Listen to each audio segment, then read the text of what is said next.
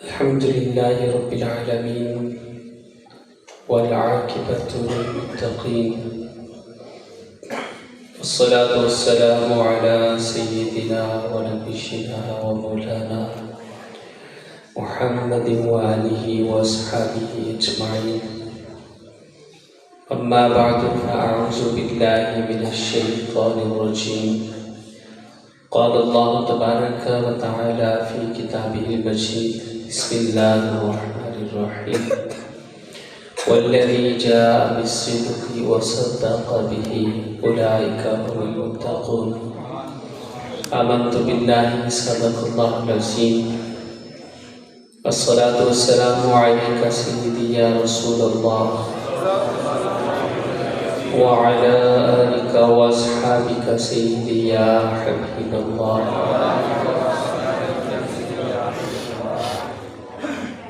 حضرات گرامی، آج ہم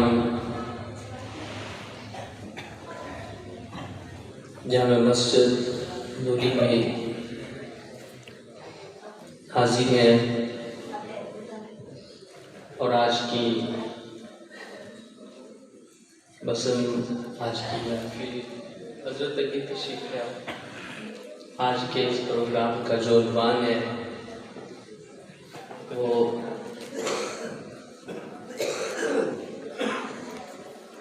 خلیفۃ الرسول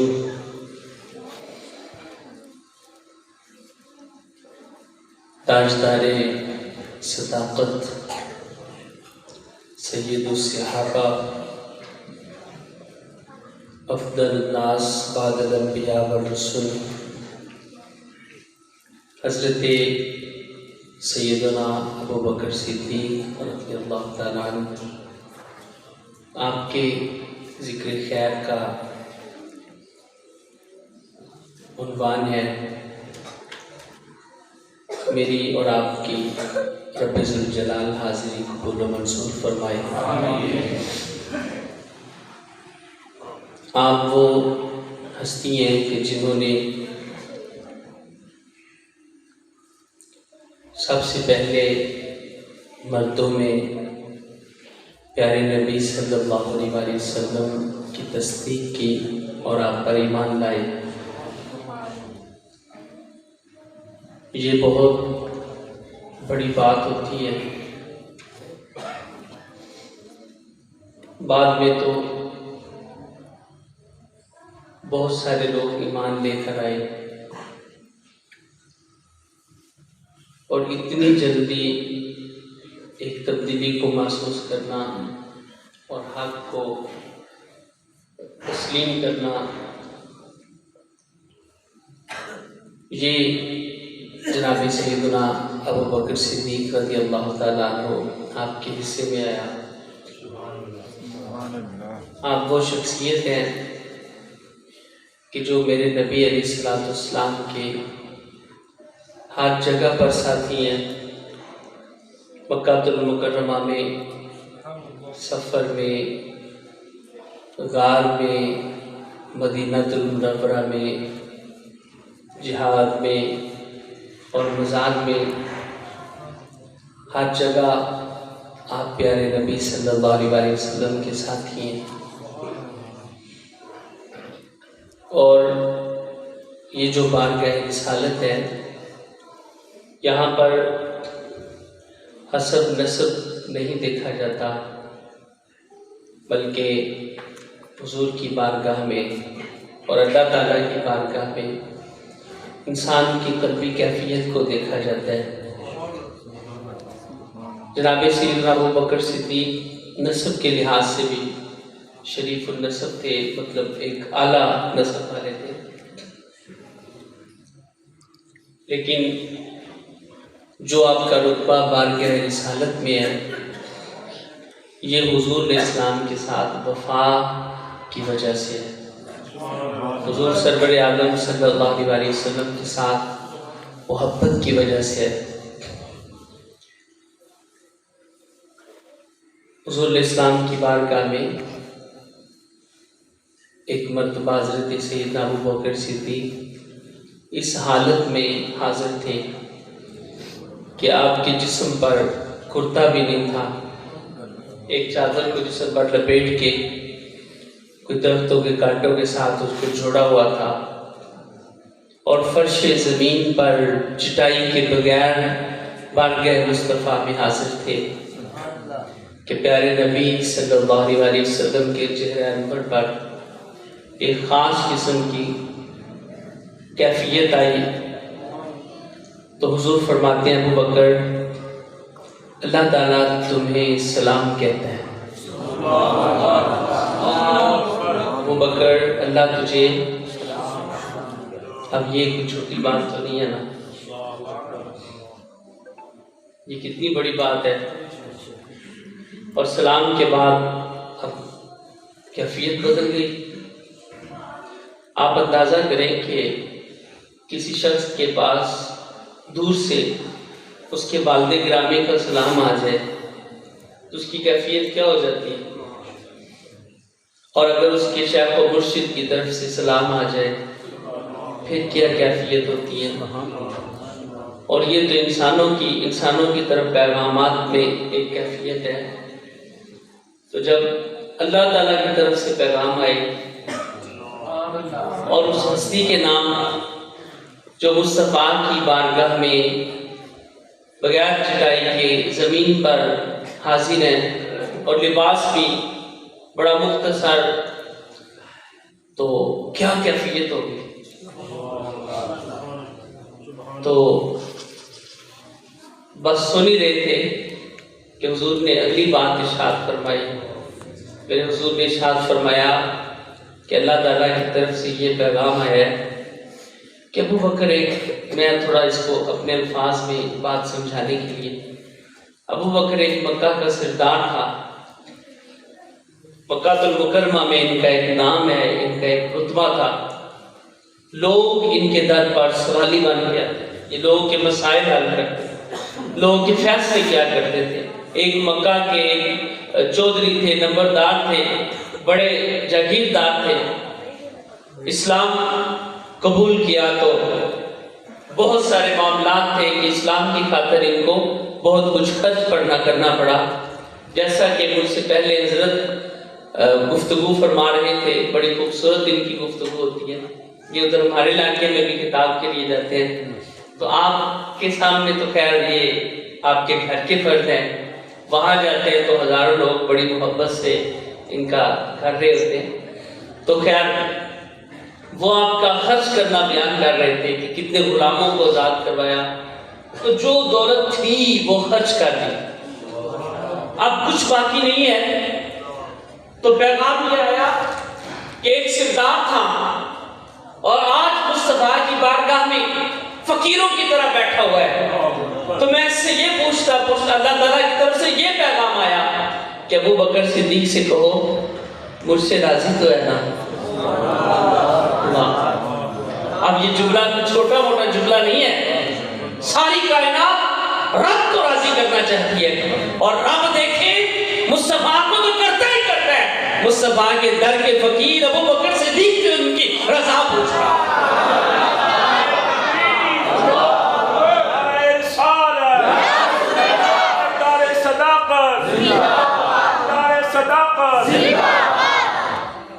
حضور کی بارگاہ میں بیٹھنے والے صدیق اکبر سے پوچھا جا رہا ہے، تو حضرت ابو بکر صدیق کی کیفیت بدل گئی، بے ہوشی کے عالم میں، لفظ مطلب کہ وجد کے عالم میں ہو گئے، اور جھوم کر کہنے لگے انا ربی راضی، انا ربی راضی، میں اپنے رب پر راضی ہوں، میں اپنے رب پر راضی ہوں۔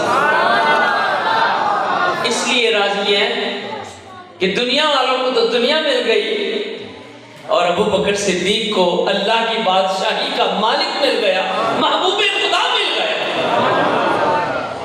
تو اس سے بڑی دولت کیا ہو سکتی تھی۔ تو ابو بکر صدیق عرض کرنے لگے میں راضی ہوں۔ یہ اللہ کی طرف سے جو رضا کے پیغام آ رہے ہیں، یہ کوئی معمولی بات ہے کیا؟ یہ کس لیے آ رہے ہیں؟ اس وجہ سے کہ مصطفیٰ کے قرب کی وجہ سے، حضور کی بارگاہ میں حاضری کے سبب سے، حضور سے محبت کی وجہ سے، حضور سے جو انہوں نے وفا کی اس وفا کے سبب سے، رب کائنات کی طرف سے جو پیغامات ہیں تو یہ کتنی بڑی بات ہے۔ تو اس لیے اللہ تعالیٰ نے وہ دیکھنا ہوتا ہے کہ بندے کا قرب اس کے محبوب کی ذات کے ساتھ کتنا ہے۔ یہاں پر ہم وہ ہیں الحمدللہ جو حضور اسلام کی ہر نسبت سے پیار کرنے والے ہیں، اور اس جامع مسجد نوری میں علماء اہل سنت کی موجودگی میں میں یہ بات درج کرنا چاہتا ہوں کہ اہل بیت کے ساتھ جتنا ہم پیار کرتے ہیں کائنات میں کوئی نہیں کرتا ہوگا اس دور میں۔ سب سے بڑھ کر اہل بیت سے پیار کرتے ہیں۔ یہ جو سب سے بڑھ کر کا لفظ ہے یہ میرا اس طرح سے نہیں ہے کہ میں یہ کہوں اور کوئی کرتا ہی نہیں ہے، میں اپنے مسلک کی بات کر رہا ہوں کہ ہم سے مراد ہم سنی وہ ہیں جو ساری کائنات سے بڑھ کر حضور کی آل کا احترام کرتے ہیں، اہل بیت کا احترام کرتے ہیں، لیکن کرتے کس وجہ سے ہے؟ نسبت مصطفیٰ کی وجہ سے۔ آپ دیکھیے سرور کونین صلی اللہ علیہ وسلم کے چچا جناب سیدنا عباس ہیں، جناب سیدنا حمزہ ہیں، اور حضور کا ایک چچا ابو لہب تھا۔ اب اگر خون رسول دیکھیں تو خون کی نسبت ان سب کے ساتھ ہے، مگر ابو لہب پر اللہ کا غضب ہے، قرآن میں اس کے خلاف سورت نازل ہوئی، اور حضرت سیدنا حمزہ سید الشہداء ان پر اللہ کا کرم ہے، جگہ ایک ہی ہے، مگر نسبت اور قرب رسول کی وجہ سے جو رسول اللہ سے دور ہو گیا وہ ملعون ہو گیا، اور جو مصطفیٰ کے قدموں میں آ گیا وہ کائنات کا سردار بن گیا۔ یہ سرداری حضور کی بارگاہ کے ساتھ نسبت کی وجہ سے۔ تو اس بنیاد پر حضرت سیدنا امام احمد بن حنبل رضی اللہ تعالیٰ عنہ نے اپنی کتاب المسند میں یہ حدیث روایت کی۔ ایک حدیث تو آپ نے سنی، الحسن والحسین سیدہ شباب اہل الجنہ، حضرت سیدنا امام حسن اور حضرت سیدنا امام حسین جنت کے جوانوں کے کیا ہیں؟ سردار ہیں۔ اور یہ حدیث امام احمد بن حنبل نے مسند میں بیان کی جو میں بیان کرنے لگا ہوں۔ اور امام احمد بن حنبل آپ کوئی معمولی شخصیت نہیں تھے، آپ حضور کی آل سے اتنا پیار کرتے تھے کہ آپ پر لوگوں نے اہل تشیع ہونے کا بھی الزام لگایا تھا۔ تو اتنے محب رسول وال رسول، اس وجہ سے کوئی اس پر اعتراض نہیں کر سکتا اس حوالے پر۔ امام احمد بن حنبل فرماتے ہیں اپنی کتاب مسند میں حدیث بیان کرتے ہیں کہ رسول اللہ صلی اللہ علیہ وسلم کی خدمت میں حضرت سیدنا علی المرتضیٰ حاضر تھے، تو حضرت ابو بکر اور حضرت عمر آ رہے تھے، تو جناب علی علیہ السلام رضی اللہ تعالیٰ عنہ کرم اللہ تعالیٰ وجہ الکریم، آپ کو حضور نے فرمایا حاذان سیدہ قبول اہل الجنہ، یہ دو جو شخصیات ہیں ابو بکر اور عمر، یہ کیا ہیں؟ یہ جنت کے بزرگوں کے سردار ہیں۔ یہ کیا ہے؟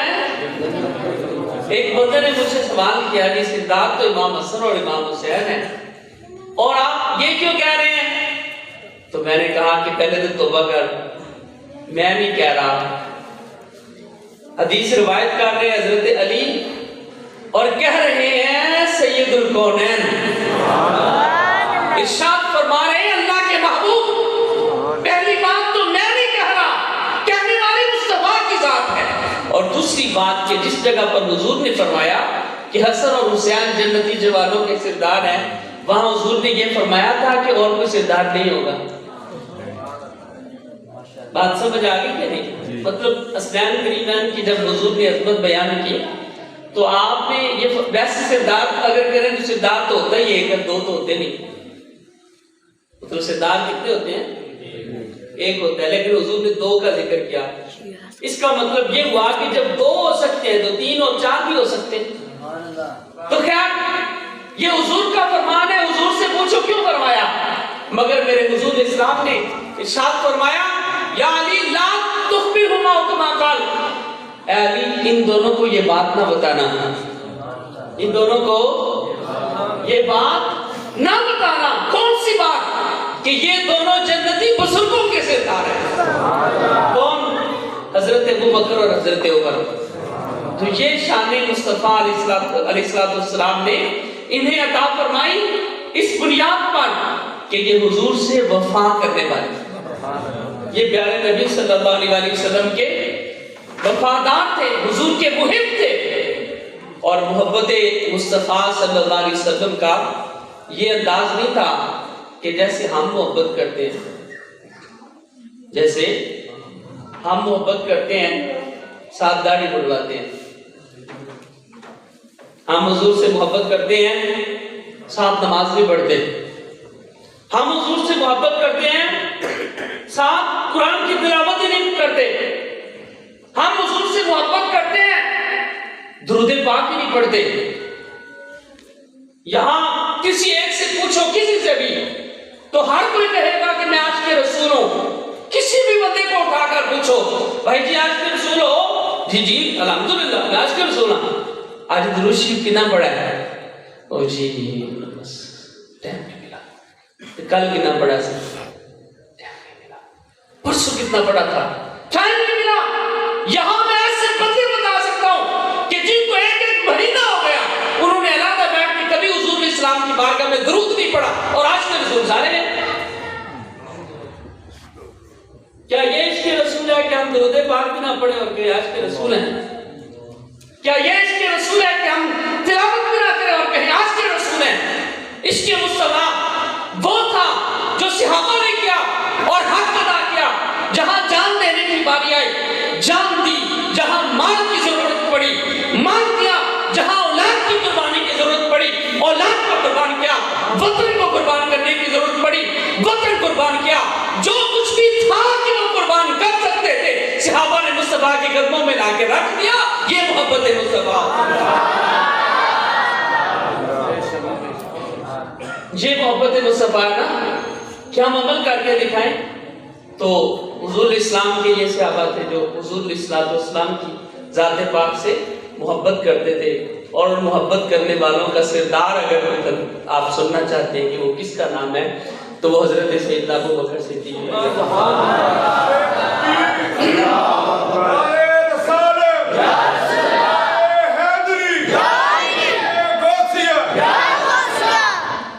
ذرات گرامی قدر جناب سیدنا ابوبکر صدیق رضی اللہ تعالیٰ عنہ، آپ کی شان اور عظمت یہ ہے کہ جب بھی اسلام کو کسی چیز کی ضرورت پڑی تو جناب ابوبکر صدیق نے وہ چیز اسلام کے لیے پیش کی، یہاں تک کہ حضور سرور عالم صلی اللہ علیہ وسلم آپ کے وصال کی بات کر رہے تھے حضرت، تو آج میں ان کا حاشیہ بیان کر رہا ہوں۔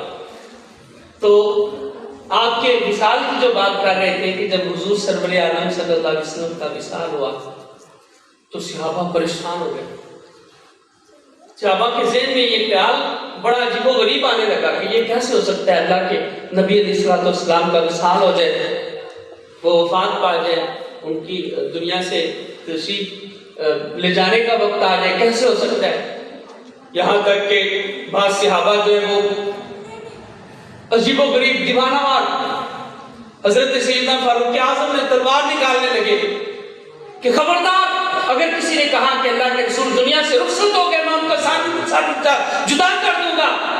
جب حضرت ابوبکر صدیق نے صحابہ کرام رضوان اللہ علیہم اجمعین کی یہ حالت دیکھی کہ مسجد میں صحابہ کی حالت بگڑ رہی ہے، تو کون تھا جس نے مصطفیٰ کے وصال کے بعد حضور کی امت کو سہارا دیا؟ وہ حضرت ابوبکر صدیق ہیں۔ آج طرح طرح کی بات کرنے والے موجود ہیں، لیکن ان بات کرنے والوں کا باپ فوت ہو جائے تو اپنے گھر کا نظام سیدھا نہیں رکھ سکتے۔ یہاں مصطفیٰ صلی اللہ علیہ وسلم کا وصال ہوا اور سیدنا ابوبکر صدیق نے امت کے شہرازے کو اکٹھا رکھا، اسلام کی طرف بھار اٹھنے والی انگلی کو کاٹا، اسلام کے خلاف بھار اٹھنے والے فتنے کی سرکوبی کی وہ شخصیت حضرت سیدنا ابو بکر صدیق رضی اللہ تعالیٰ عنہ۔ جب صحابہ مسجد نبوی میں بگڑے ہوئے تھے، ادھر ادھر پریشان تھے، تو حضرت ابو بکر صدیق نے خطبہ دیا اور آیت پڑھی، وما محمد الا رسول قد خلت من قبله الرسل افإن مات او قتل انقلبتم على اعقابكم۔ آخر تک جب یہ آیت پڑھی تو صحابہ متوجہ ہوئے۔ بعض صحابہ کہتے ہیں ہمیں یوں لگا جیسے یہ آیت ہم نے پہلے کبھی سنی نہیں تھی، آج ہی نازل ہوئی ہے۔ یہاں یہ آیت بیان کیوں کی؟ ضرورت اس عمل کی پڑ گئی کہ صحابہ کے ذہن میں یہ بات تھی کہ حضور اسلام کیسے، آپ کی کیسے وصال ہو سکتا ہے؟ مطلب محبت اتنی تھی، پیار اتنا تھا، کبھی سوچا نہیں تھا کہ حضور ہم سے جدا ہو جائیں گے۔ تو صحابہ دیوانہ وار مسجد میں جو ہے وہ جھومنے لگے، پریشان تھے۔ تو ضرورت تھی کہ صحابہ کو کوئی مسئلہ بتایا جائے کہ اللہ کے محبوب کی دنیا سے جو ہے وہ وصال ہو سکتا ہے۔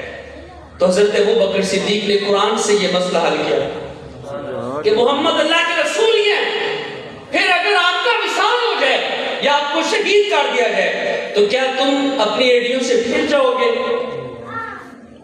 جب صحابہ نے یہ آیت سنی تو صحابہ کے ذہن میں بات آئی کہ بات تو صحیح ہے، قرآن میں اللہ تعالیٰ نے فرمایا کہ آپ کا وصال ہو سکتا ہے یا آپ کو شہید کیا جا سکتا ہے، تو پھر ٹھیک ہے۔ اب وہ کون تھا جس نے صحابہ کی اس پریشانی کو حل کیا؟ ابو بکر صدیق۔ جیسا کہ بیان کر رہے تھے حضور اسلام کے وصال کے بعد کچھ وہ لوگ تھے کہ انہوں نے کہا زکوٰۃ نہیں دیں گے، ان کے خلاف تلوار اٹھا کے اسلام کا 5واں رکن زکوٰۃ جو ہے اس کی حفاظت کی، وہ حفاظت کرنے والا ابو بکر صدیق تھا۔ لوگ ختم نبوت کے ڈاکو بن گئے۔ ایک بندے نے باقاعدہ اپنا ایک اعلان کر دیا اور اس کی سرکوبی کرنے کے لیے اس کے خلاف جہاد کا علم بلند کیا اور اس کو شکست دے کر اسلام میں یہ راستہ جو ہے اس کو بند کرنے والی ذات حضرت سیدنا ابو بکر صدیق کی ذات ہے۔ تو صحابہ کہتے ہیں کہ حضور سرور عالم صلی اللہ علیہ وسلم کے وصال کے بعد اسلام پر اتنی آفتیں ٹوٹی، اتنی آفتیں ٹوٹی، اگر کوئی مضبوط پہاڑ ہوتا تو وہ سہ نہ سکتا، ریزہ ریزہ ہو جاتا۔ تو رحمت ہو حضرت سیدنا ابو بکر صدیق کی تربت پاک پر کہ جنہوں نے اسلام کو یوں رکھا جیسے مصطفیٰ صلی اللہ علیہ وسلم دے کر گئے تھے۔ تو وہ شخصیت کہ حضور کی ذات کے بعد جنہوں نے اسلام کو قائم کیا، اسلام کی بنیادوں کو مضبوط کیا، ہر طرف سے اٹھنے والے فطروں کو بند کیا اور ختم نبوت کے سب سے بڑے مجاہد بنے، وہ حضرت سیدنا ابو بکر صدیق ہیں۔ تو آج مسلمان اگر ان سے محبت نہ کرے تو کیا کرے؟ اگر سیدنا صدیق اکبر کے یہ کردار نہ ہوتے، آج باقی بہت سارے ایسے صحابہ ہیں اور بہت ساری ایسی شخصیات ہیں کہ جن کے حوالے سے ہم بیان کرتے اور سنتے ہیں اور باتیں صحیح ہوتی ہیں کہ اگر کربلا میں امام علی مقام نے قربانی نہ دی ہوتی تو آج اسلام اپنی اصل شکل میں نہ ہوتا۔ یہ بات بالکل درست ہے اور ہم نے یہ بات کہی اور یہ بات بھی ہم ہی کہہ رہے ہیں۔ اور اگر سیدنا صدیق اکبر اسلام کی خاطر یہ کام نہ کرتے تو آج اسلام نہ ہوتا۔ یہاں بھی اسلام کو مضبوط کرنے والی حضرت سیدنا ابو بکر صدیق رضی اللہ تعالیٰ عنہ آپ کی ذات ہے۔ تو ان کا تذکرہ کرنا، ان کو یاد کرنا، ان سے محبت کرنا، یہ محبت مصطفیٰ کی دلیل ہے۔ حضور سرور عالم صلی اللہ علیہ وسلم نے ارشاد فرمایا، آخری بات اور میں اپنی گفتگو کو اختتام کی طرف لے کے آتا ہوں۔ حضور سرور عالم صلی اللہ علیہ وسلم نے ارشاد فرمایا کہ اے میرے صحابہ، ہر کسی کے احسان کا بدلہ دے چکا ہوں میں۔ سبحان اللہ۔ جس کسی نے بھی مجھ پر احسان کیا میں نے اس کا بدلہ دے دیا۔ یہاں تک کہ جو منافقوں کا رئیس تھا نا عبداللہ بن ابی، جب حضرت سیدنا حمزہ کی شہادت ہوئی تو اس وقت اس نے ایک کپڑا دیا تھا کہ جس پہ جو ان کے جسم پر ڈالا گیا، تو وہ بھی حضور نے اس کو واپس کر دیا۔ وہ ایک واقعہ ہے لمبا، وہ اس پر طرف جائے تو ناظرین میں کوئی بھی واقعہ شروع نہیں کرنا چاہ رہا کہ بات لمبی ہو جائے گی۔ تو حضور نے فرمایا اب اس کی آخرت اور دنیا کا اللہ تعالیٰ نے فیصلہ کر دیا قرآن میں کہ اس کو کسی چیز کا کوئی فائدہ نہیں ہے، کیونکہ وہ حضور کا بے ادب اور گستاخ تھا۔ تو یہاں بھی جس طرح نسبت رسول خون کے اعتبار سے اس کو فائدہ دیتی ہے جو مصطفیٰ کا غلام ہو، اسی طرح ہی نسبت رسول برکات اور تبرکات کے لحاظ سے بھی اس کو فائدہ دیتی ہے جو مصطفیٰ کا غلام ہو۔ آج لوگ بلوں میں منہ دے کر کہتے ہیں کہ جی اگر مدینے دی مٹی نال بخشش ہو جاتی تو پھر منافق بھی بخش دیتے جاتے۔ تو میں کہتا ہوں کہ مدینے کی مٹی سے بخشش ہوتی ہے، لیکن اس کو ہوتی ہے جس کے دل میں مصطفیٰ کا پیار ہو، اور جو مصطفیٰ کا غدار ہو اسے مدینہ کی مٹی تو کیا عرش سے بھی کچھ لا کر اس کے اوپر رکھ دیا جائے تو مصطفیٰ کے غدار کو فائدہ نہیں ہوگا، وفادار کو فائدہ ہوگا۔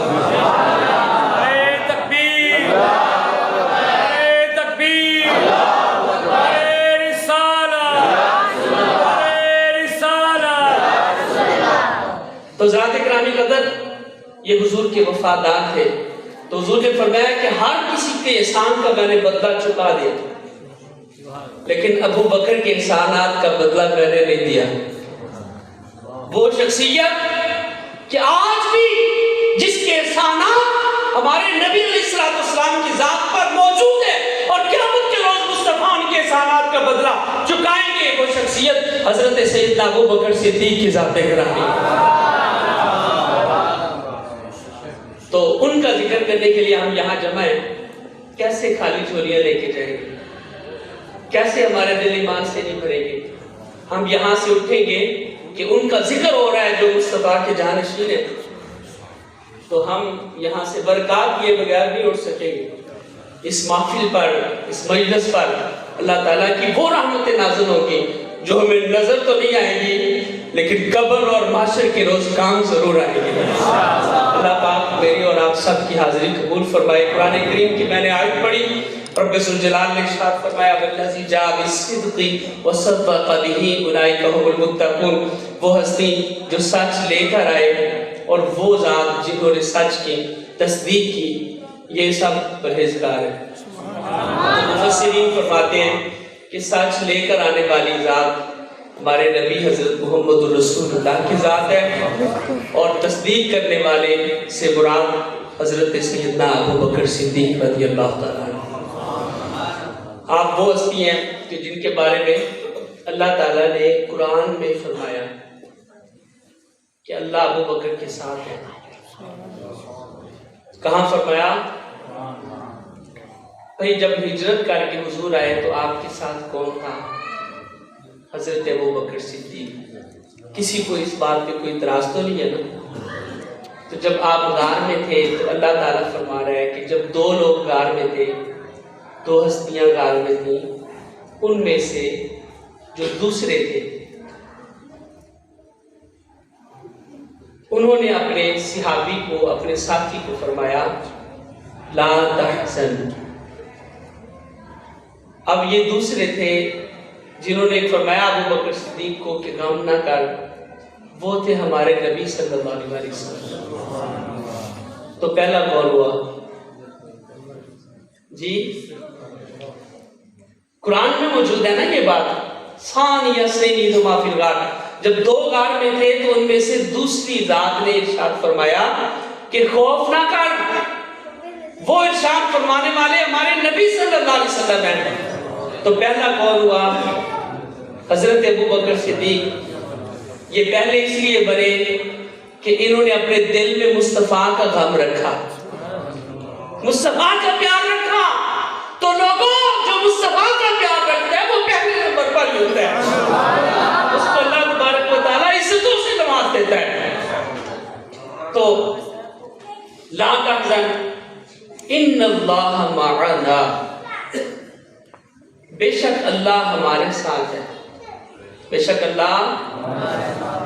غار میں کون تھے؟ حضرت ابو بکر اور نبی پاک صلی اللہ علیہ وسلم۔